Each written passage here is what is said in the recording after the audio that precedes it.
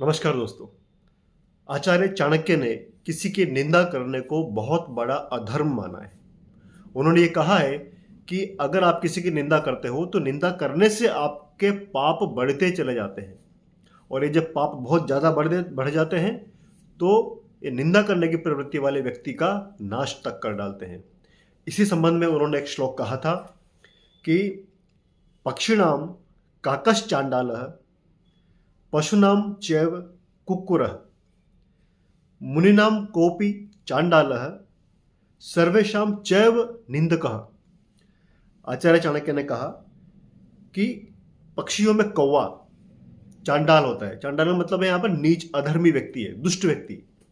आप इसको नीच या अधर्मी समझिए कि पक्षियों में जो कौवा है वो अधर्मी होता है, और पशुओं में कुक्कुर, कुक्कुर मतलब कुत्ता, पशुओं में कुत्ते को अधर्मी माना जाता है।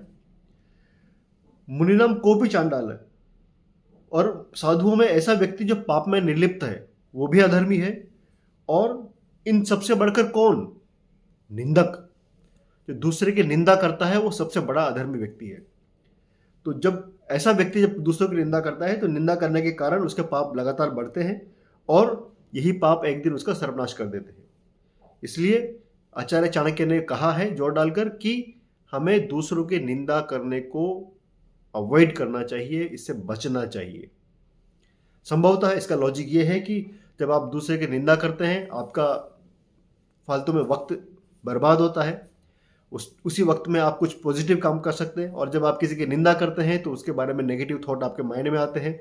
कई बार वो फैक्ट नहीं भी होता है, फिर भी आप उसके बारे में समय अपना ज़ाया तो करते ही है कि जिस व्यक्ति से आप कर रहे हैं उसका भी आप समय बर्बाद करते हैं।